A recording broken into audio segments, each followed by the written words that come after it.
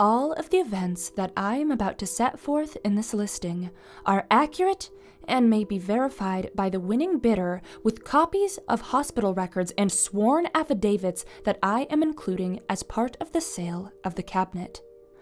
During September of 2001, I attended an estate sale in Portland, Oregon. The items liquidated at this sale were from the estate of a woman who had passed away at the age of 103. A great-granddaughter of the woman told me that her grandmother had been born in Poland, where she grew up, married, raised a family, and lived until she was sent to a Nazi concentration camp during World War II. She was the only member of her family who survived the camp. Her parents, brothers, a sister, husband, and 2 sons and a daughter were all killed. She survived the camp by escaping with some other prisoners and somehow making her way to Spain, where she lived until the end of the war. I was told that she acquired the small wine cabinet listed here in Spain, and it was one of the only 3 items that she brought with her when she immigrated to the United States. The other 2 items were a steamer trunk and a sewing box.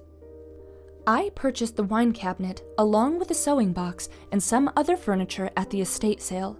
After the sale, I was approached by the woman's granddaughter who said, "I see you got the Dibbuk Box." She was referring to the wine cabinet. I asked her what a Dibbuk Box was, and she told me that when she was growing up, her grandmother always kept that wine cabinet in her sewing room. It was always shut and set in a place that was out of reach. The grandmother always called it the Dibbuk Box. When the girl asked her grandmother what was inside, her grandmother spit 3 times through her fingers and said, "A Dibbuk and a kesalim." The grandmother went on to tell the girl that the wine cabinet was never, ever to be opened. The granddaughter told me that her grandmother had asked that the box be buried with her. However, as such a request was contrary to the rules of an Orthodox Jewish burial, the grandmother's request had not been honored. I asked the granddaughter what a Dibbuk and kesalim were, but she did not know. I asked if she would like to open it with me. She did not want to open it, as her grandmother had been very emphatic and serious when she instructed her not to do so. And regardless of the reason, she wanted to honor her grandmother's request. I finally ended up offering to let her keep what seemed to me to be a sentimental keepsake. At that point, she was very insistent and said, No, you bought it." I explained that I didn't want my money back and that it would make me feel better to do what I thought was an act of kindness. She then became somewhat upset. Looking back now, the way she became upset was just plain odd. She raised her voice to me and said, "You bought it. You made a deal." When I tried to speak, she yelled, "We don't want it." She began to cry and asked me to leave and quickly walked away. I wrote the whole episode off to the stress and grief she must have been experiencing. I took my purchases and politely left. At the time when I bought the cabinet, I owned a small furniture refinishing business. I took the cabinet to my store and put it in my business workshop where I intended to refinish it and give it as a gift to my mother. I didn't think anything more about it. I opened my shop for the day and went to run some errands, leaving the young woman who did sales for me in charge. After about a half hour, I got a call on my cell phone. The call was from my salesperson. She was absolutely hysterical and screaming that someone was in my workshop, breaking glass and swearing. Furthermore, the intruder had locked the iron security gates and the emergency exit and she couldn't get out. As I told her to call the police, my cell phone battery went dead. I hit speeds of 100 miles per hour getting back to the shop. When I arrived, I found the gates locked. I went inside and found my employee on the floor in the corner of my office, sobbing hysterically. I ran to the basement and went downstairs. At the bottom of the stairs, I was hit by an overpowering, unmistakable odor of cat urine. There had never been any animals kept or found in my shop. The lights didn't work. As I investigated, I found that the reason the lights didn't work also explained the sounds of glass breaking. All of the light bulbs in the basement were broken. All 9 iridescent bulbs had been broken in their sockets, and 10 4-foot fluorescent tubes were lying shattered on the floor. I didn't find the intruder, though. I should also add that there was only one entrance to the basement. It would have been impossible for anyone to leave without meeting me head on. I went back to speak with my salesperson, but she had left. She never returned to work, after having been with me for 2 years. She refuses to discuss the incident to this day. I never thought of relating the events of that day to anything having to do with the cabinet. Then, things got worse. As I already indicated, I had decided to give the cabinet to my mother as a birthday gift. About 2 weeks after I made the purchase, I decided to get started refinishing it. I was surprised to find that the cabinet has a unique little mechanism. When you open one of the doors, the mechanism causes the opposite door and the little drawer below to open at the same time. It was very well made. Inside the cabinet, I found the following items: 1 1928 U.S. wheat penny, 1 1925 U.S. wheat penny, 1 small lock of blonde hair bound with string, 1 small lock of black-brown hair bound with string, 1 small granite statue engraved and gilded with Hebrew letters. I've been told that the letters spell out the word shalom, 1 dried rosebud, 1 golden wine cup, 1 very strange black cast iron candlestick holder with octopus legs. I saved all of the items in a box, intending to return them to the estate. The family has refused the items, so they will be included in this sale of the cabinet. After opening the cabinet, I decided not to refinish it. I cleaned it and rubbed in some lemon oil. It was at this time that I noticed that there was an inscription in Hebrew carved into the back of the cabinet. I have no idea what it says or if it is significant. I have included a picture in the inscription below. On my mother's birthday, October 28th, 2001, my mother called to tell me that she was going out of town with my sister for 3 days, and we postponed celebrating her birthday together until she returned.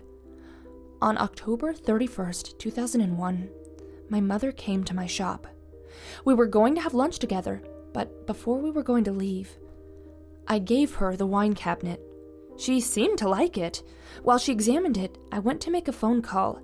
I hadn't been out of sight for more than 5 minutes when one of my employees came running into my office saying there was something wrong with my mom. When I went back to see what the matter was, I found my mom sitting in a chair beside the cabinet. Her face had no expression, but tears were streaming down her cheeks. No matter how I tried to get her to respond, she wouldn't. She couldn't. It turns out that my mother had suffered a stroke. She was taken to the hospital by ambulance. She ended up suffering partial paralysis and losing her ability to speak and form words. She has since regained the ability to speak.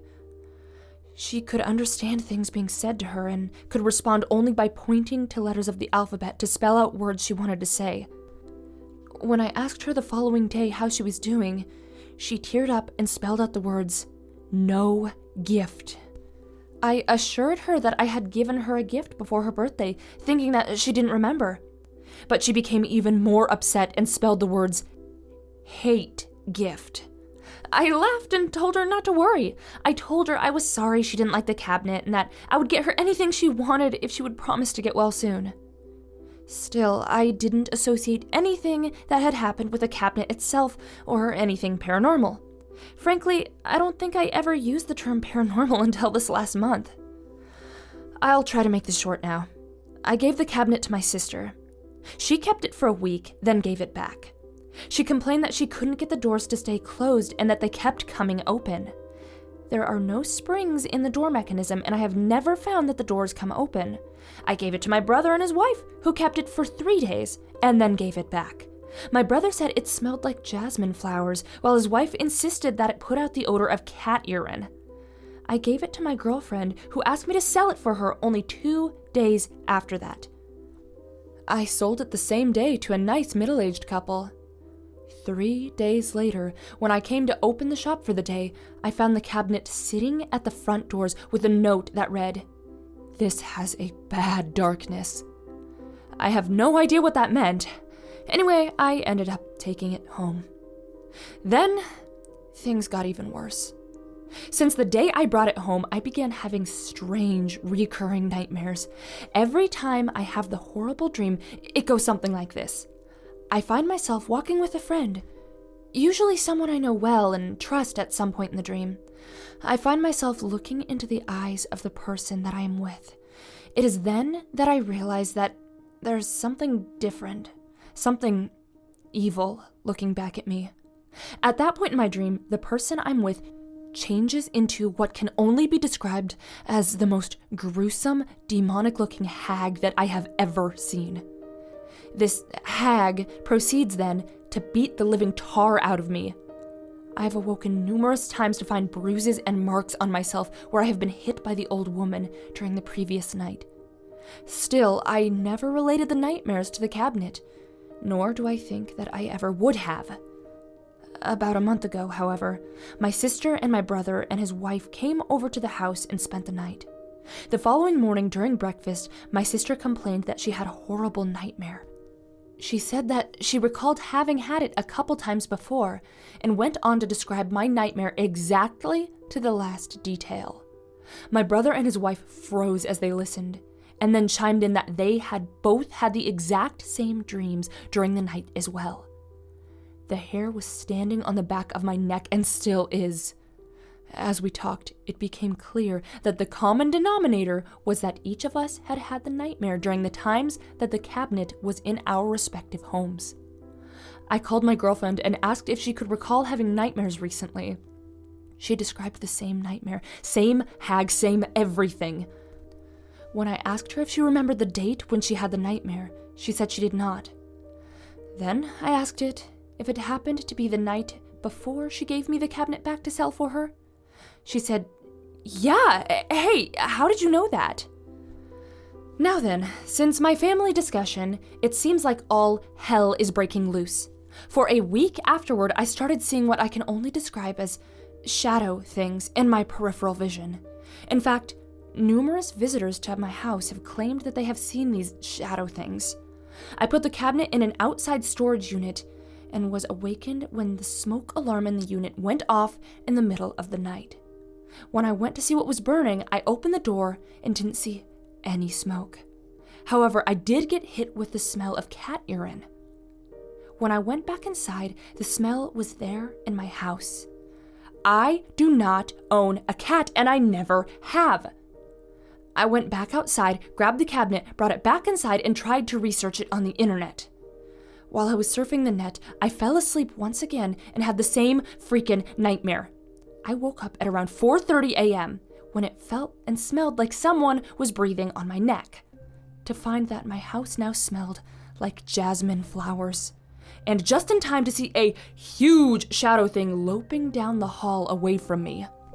I would destroy this thing in a second, except I really don't have any understanding of what I may or may not be dealing with. I'm afraid, and I do mean afraid, that if I destroy the cabinet, whatever it is that seems to have come with the cabinet may just stay here with me. I've been told that there are people who shop on eBay that understand these kinds of things and specifically look for these kinds of items.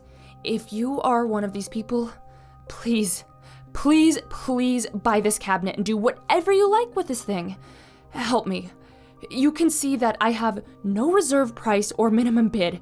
If I can make things any easier, let me know. I will do everything within my abilities. One more note. On the same day my mom had her stroke, the lease to my store was summarily terminated without cause. The measurements are 12.5 inches by 7.5 inches by 16.25 inches. All of the items that I originally found inside the cabinet are included in the sale and will be delivered with the cabinet. On June 12, 2003, at 2:15, seller added the following information. There is no way I can respond to all of these emails I've received since putting this thing online.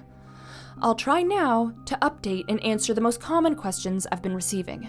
1. No, I'm not religious. 2. No, I do not wish to have or participate in any sort of exorcism or case study or photo sessions at my home.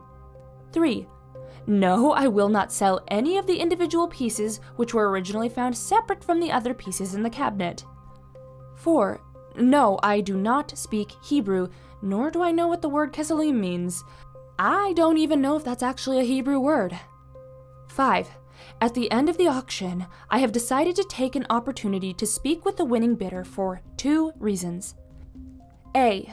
To make sure that the winning bidder is a serious adult who has employed some valid reasoning skills in making the decision to accept whatever this is. I will not be judgmental. Do whatever you want or need after the sale. B. To offer full details of the events that have transpired. After I have carried out those responsibilities and upon payment, I will have the cabinet and its contents delivered by U.S. Mail, FedEx, or UPS to the winning bidder. At that point, I will have no further involvement with the matter in any way, shape, or form, period. 6. To all of you who have offered to pray, I may not be religious, but I am certainly open to the possibilities. No matter what your religion might be, thank you. On June 14th, 2003, at 5:26, seller added the following information. Here's another update for everyone following this listing. No, I will not circumvent or make any deals outside of eBay, even for more money than the final auction price. If you want to win the auction and have the kind of money some of you are offering, there shouldn't be any reason why you cannot simply place your bid in an open, honest fashion. I'm sure you can understand why I might be suspicious. Also, for those of you wanting to know if I'm still experiencing anything out of the ordinary, I thought everything was going okay until I got home on Friday, the 13th of June, and found that the fish in my freshwater aquarium, all 10, were dead. I'm still hoping that all of this is coincidental.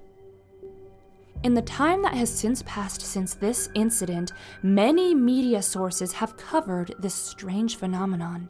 These include a paranormal podcast with Jason Haxton, Mysterious Universe episode 209 and 524, The Dibbuk Box on Amazon, Sci-Fi's Paranormal Witness, the official website of The Dibbuk Box, and the Wikipedia entry. Be careful out there. You never know what's lurking in the dark.